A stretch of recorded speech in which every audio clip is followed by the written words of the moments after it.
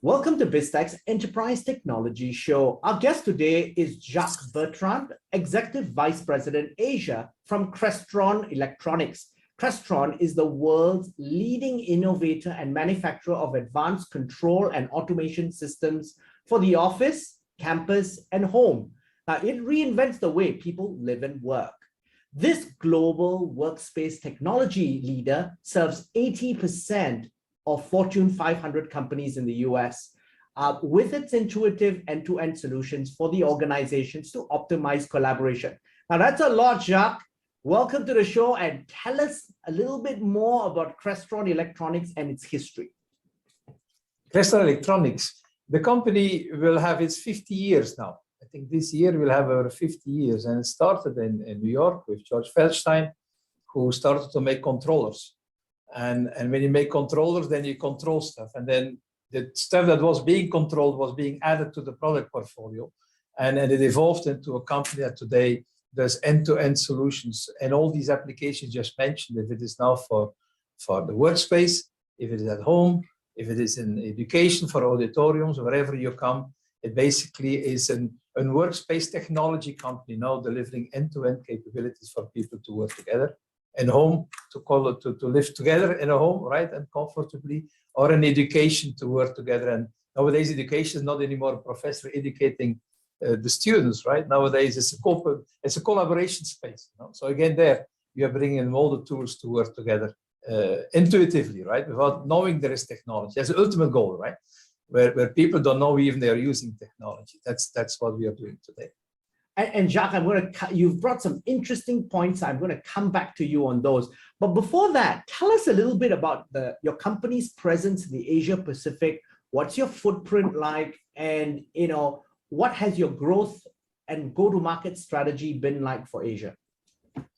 Crestron, first of all, is a company that likes to be very close to its end customers. It's very important to be with them, together with the partners. We never sell directly to the end customers. We work with partners in between, but we want to be close to the end customers to support them, to understand very much what they need, and to make sure that together with the partner, we bring them the right solutions. If you want to be close to the customers, you have to be in many places, right? If you look to an area like Asia, so many countries to cover. We are basically present, and I call it more cities. We are present in 30 cities, directly or indirectly.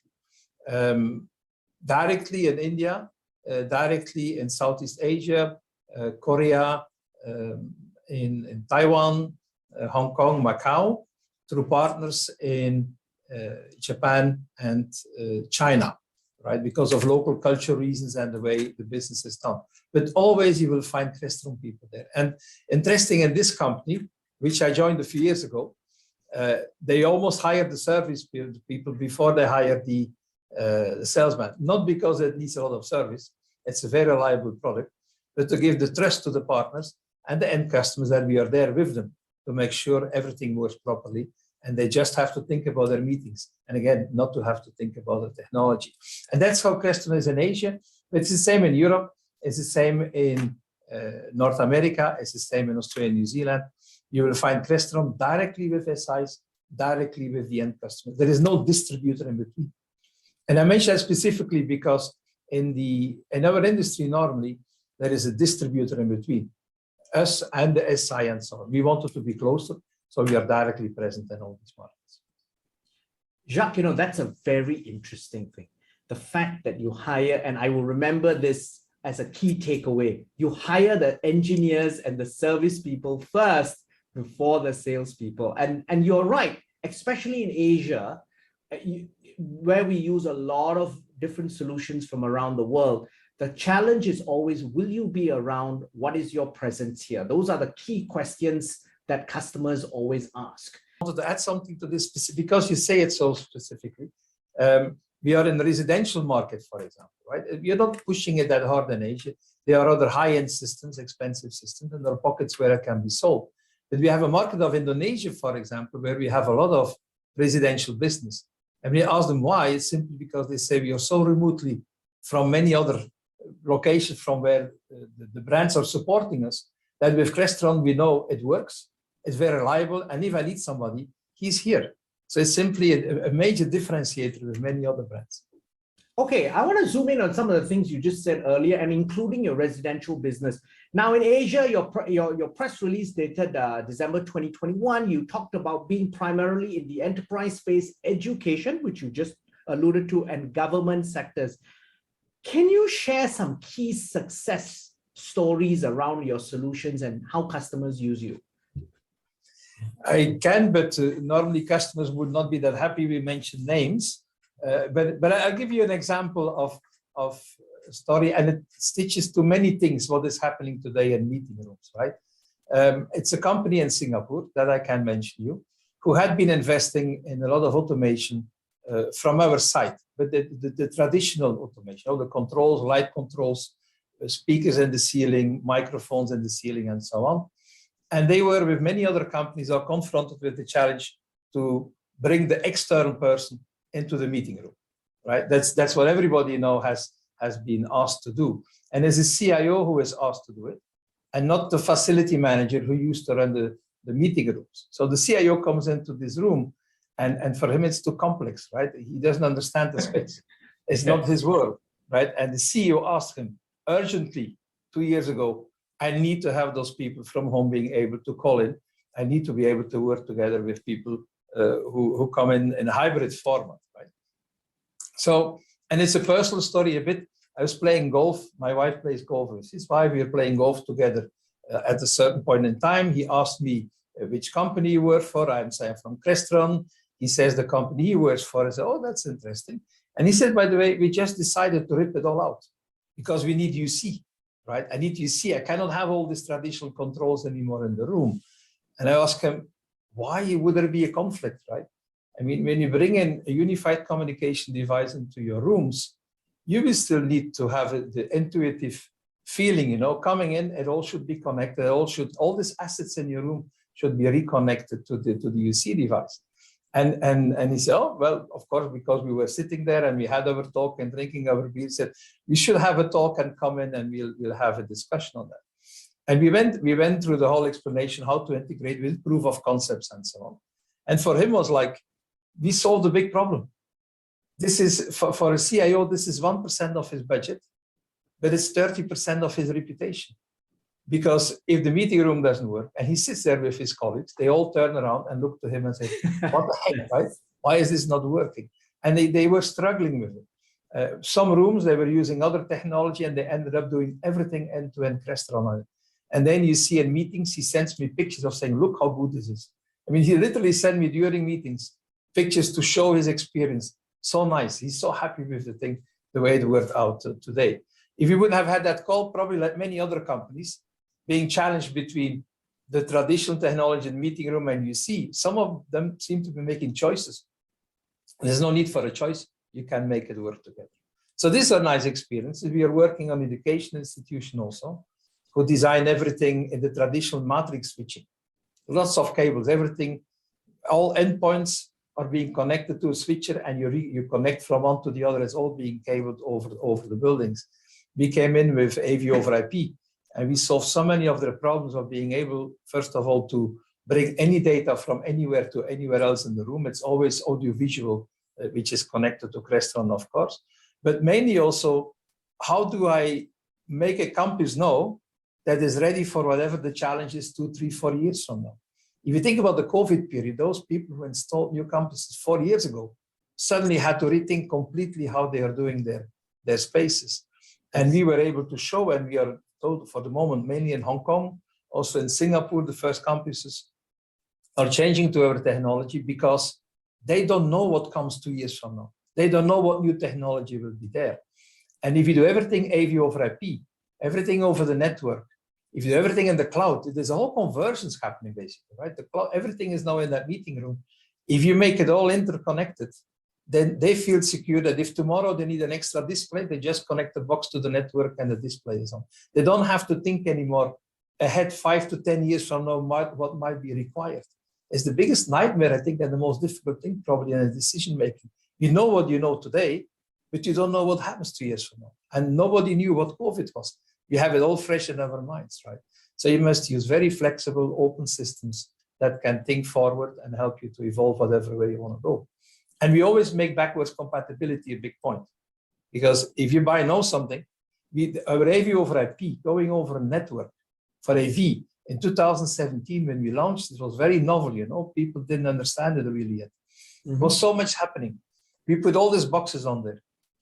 Still today, every month they get a software upgrade, free of charge, because that's another thing in our company. If you buy from us, we don't charge afterwards for support. You bought something from us 10 years ago, you give us a call, we will help you, and we'll try to help to sort it out. Of course, we will go and explain what the new technology is, and we better probably evolve to something else, but we are always there to support you. So this whole technology of AV over IP has been evolving, but every month we still update new security standards, new standards in video and so on. We constantly upgrade. And that gives the people a big comfort zone, right? I mean, I can decide today, and I know if tomorrow those surprises are coming, this partner will work with me to solve whatever it is that we need at that point in time.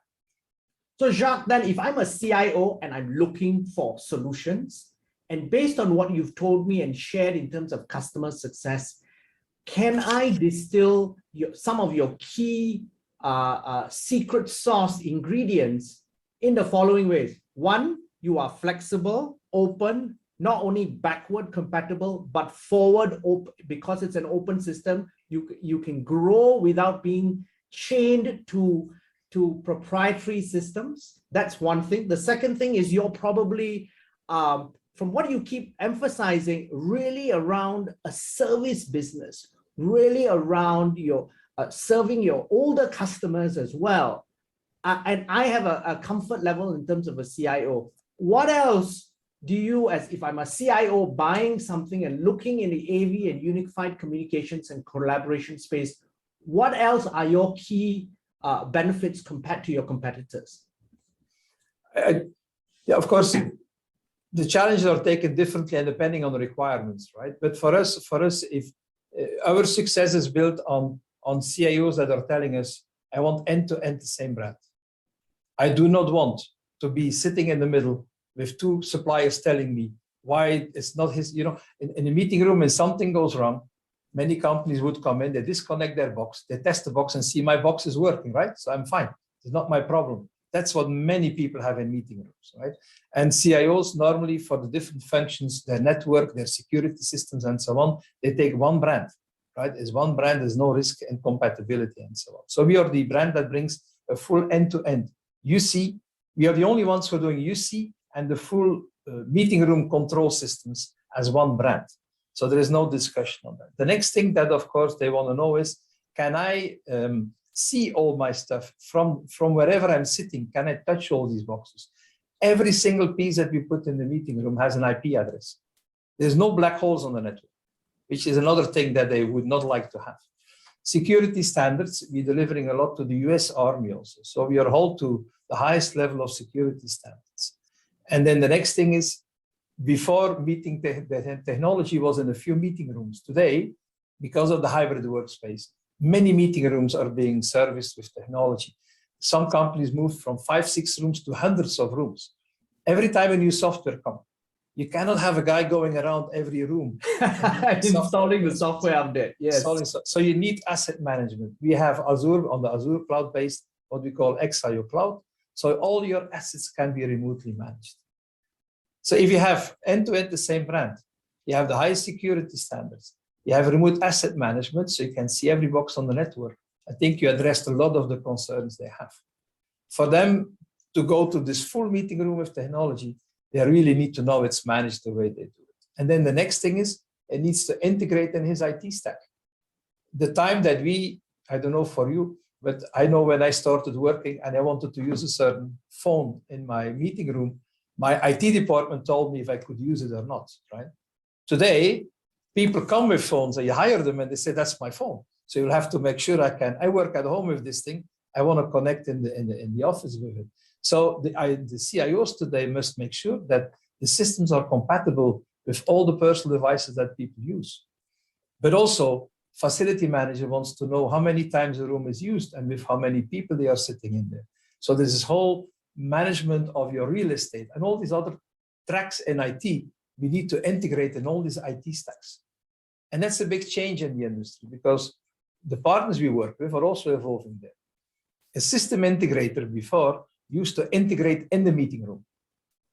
The CIO doesn't want integration in the meeting room. He wants one brand, but he wants the meeting room to integrate in everything else he has in his building and in his IT stack. And that's what we are focusing on and bringing to him. And when he feels comfortable, all this is possible, I mean, he takes a safe decision. Jacques, your business basically got a shot in the arm because of COVID. But today, customers are now, as all enterprise customers, I used to work in enterprise technology. You give users a certain amount. It's an innovation in 1 year. 2 years later, they want a lot more. Beyond Zoom and Teams, what are companies investing now that's really in the cutting edge? What are the trends that you're seeing, not only from your own business, but just from the industry as a whole? I think, first of all, on your remark, a shot in the arm, I think it's the opposite, right? I mean, life has never been better for companies like us who brings full, and I would say I have to put focus on that, full automatic intuitive rooms. You know, we got the push from the back. You know, So when I say shot in the arm, it's a positive, not a negative. Positive. Oh, I never see a shot in the arm. Yeah, that's an English term as in a positive. It's really a good. It's really boosted your business. Yeah, it boosted our business because you know, depending on where you are, technology was used on a different level. If you are in the US, for Western companies, they all used already a lot of technology, but there was a mix of many things in the meeting room, right? If you go into some of the companies in Asia, you will find a screen and an HDMI cable, and that's what they used to have. If you go to Japan, I just come back from Japan. I lived in Japan for 10 years myself.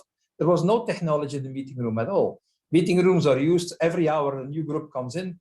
It takes 10 seconds to start. So they have a piece of paper printed out and they look on printed out PowerPoints. They don't look to screens. I mean, they don't have the technology in there. It has to go smooth and fast.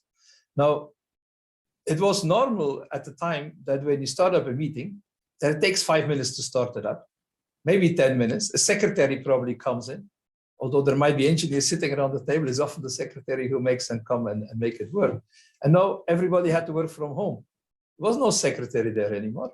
You all had to get it started up and make it work. And we all felt a bit uncomfortable using Teams and Zoom and so on in the beginning, but it went very quick, you know. It's so easy. You sit at home, we have this conversation here, you want to share something, I can share something. I don't have to think, I don't have to wonder if it will work or not. It simply works. And now we come back to the meeting room. And now we sit there and wait and have something that's not okay, right? I mean, why would the meeting room not be as intuitive and as easy to use as it is working from home? And we installed one here in our experience center. I call it a 10 seconds meeting room. And basically, you open the door, screens go up automatically. You don't have to look for a distance control. You know, the screens go up, lights go on, the shades come down if there is a need for it. I come and sit behind the panel where we have the Teams meeting, and you say join meeting, and you simply push. I invite people to come here, senior people, to our experience center. We have in the open area where they drink a coffee, and then we listen to their needs and what they want, and then they say, please go into the meeting room. And they look a bit like, I'm not opening the door. They open the door, they walk in, and it all starts. And then they say, please join the meeting. And they look to me like, yeah, but it's your meeting room, right? I say, no, join the meeting. And they look around and they see the button join the meeting, they push join the meeting, and it all starts. And that's all it is, right? It's all it is. But why would people, I'm often saying when people come here to our demo center, you came by car, right? Yes. Did you wonder when you were leaving home that you would make it to the office here, that you would make it to my building? No, of course not. I mean, I start my car, I always do the same. A car. So the time in the 60s that the car was on the side of the road with the hood open, right? And people were looking at what was wrong. I mean, that doesn't happen anymore. If today there is a car on the side of the road, we all look for the brand, which brand it is. And we're already very reluctant to buy this thing. So why is it different for a meeting room? I don't understand why that would be different. You come in, it works, right? You should not question these things. You join the meeting, you take an HDMI cable, you put it in the PC. I'm joining it with everybody inside the room and remote wherever they are sitting. That's what it has become. And we were trying to bring that story for many years already, but it didn't take on because there's a price to it, right? I mean, it's not simple. There's a lot of technology behind it, but now people understand, they fully understand. And the HR managers who are trying to get their people back do not want their people to have a lesser experience than they had at home. It has to be better. So for us, it has changed completely how people think about rooms. And this collaboration thing moved from the meeting room to the town hall meeting, to the cafeteria, to whatever space you're, the breakout rooms. There's always somebody not there, and you always want to be able to have them involved in the same way like anybody else. So for us, it has been a push in the back, whatever you call it. It really is good time. It's tough a bit because the demand is so high that it's difficult to follow nowadays.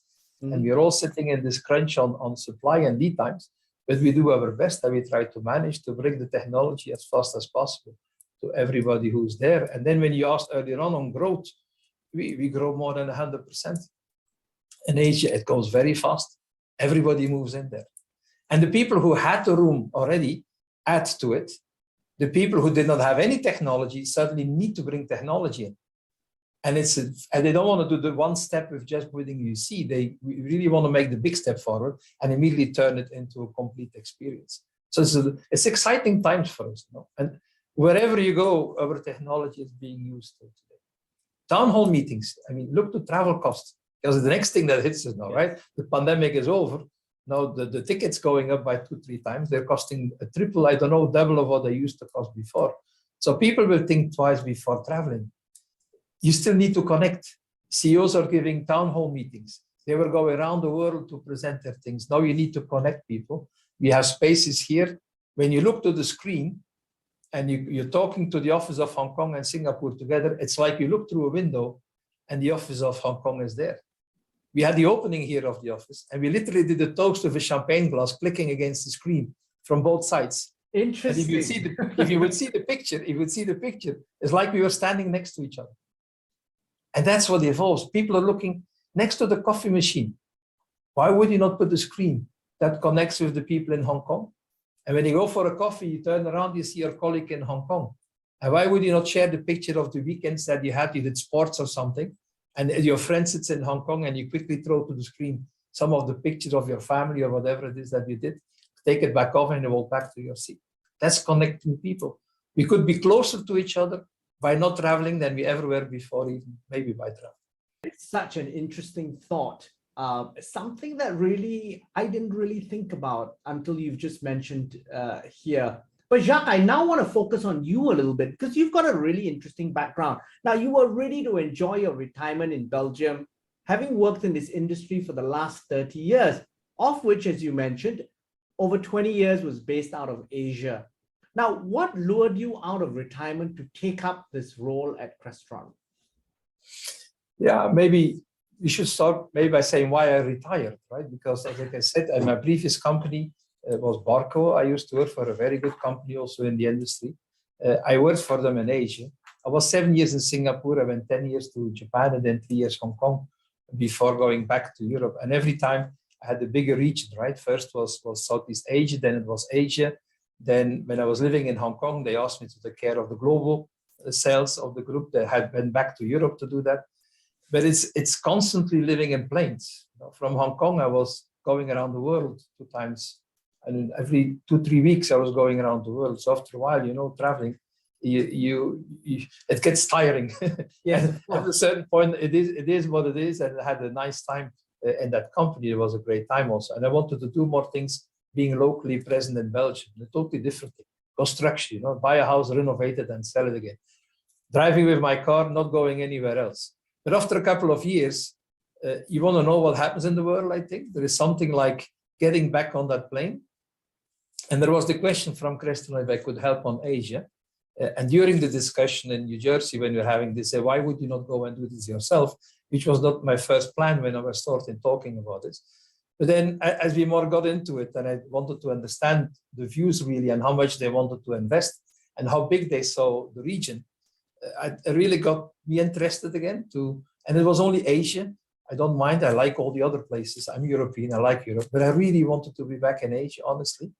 These things go so fast. Things evolve so quickly. The young generation has so much energy that you just tap energy from it. It just makes you feel good to be back on the road and to be in contact with all those people and see all this opportunity.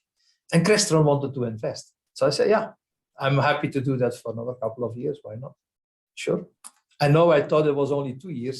I'm already 3 years here, and I don't think it will stop soon. It's good. It's interesting.